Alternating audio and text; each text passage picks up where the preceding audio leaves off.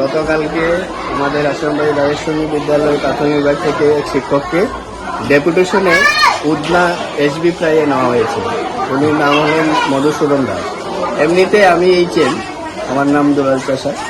আমি বিএলও 25 খয়ের বিএলও। এইচএমের পাশাপাশি আমাকে ওই দায়িত্বটা পালন করতে হয়।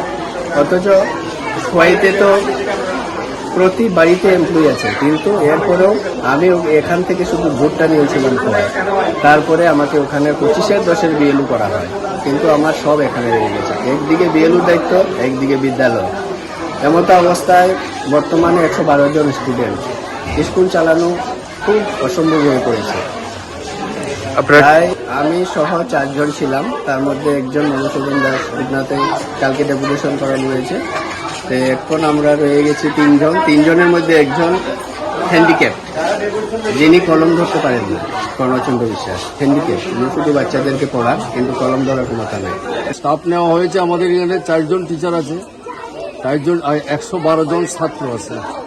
এমনিতেই পড়াশোনাটা ঠিক মতো চলে না, এবং আমাদের যিনি ইনচার্জ উনাকে আমি বহুবার প্রতিবাদ করেছি, উনাকে বিএলও করে খোয়াইতে নেওয়া হয়েছে। উনি সবসময় ডিউটি করতে পারেন না, উনি বিএলওর কাছে খোয়াইতে চলে যান। হ্যাঁ, কাজেই আমরা এই যে শিক্ষক বদলি হয়েছে সেই বদলিটাকে রোধ করার জন্য আজকে আমি যখন ওনার কাছ থেকে জানলাম, তখন আমি আমার এসএমটি কমিটির সমস্ত গার্জিয়ানদের সঙ্গে আলোচনা করে আজকে সবাইকে ডেকেছি।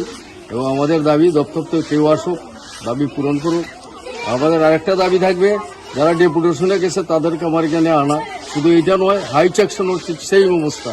আমরা লিখিতভাবে অনেক আবেদন করি, কিন্তু কোনো কাজ হয় না। হ্যাঁ, যার জন্য আজকে পাবলিক যারা স্কুলের গার্জিয়ান আছে তারা তালা মেরেছে। হ্যাঁ।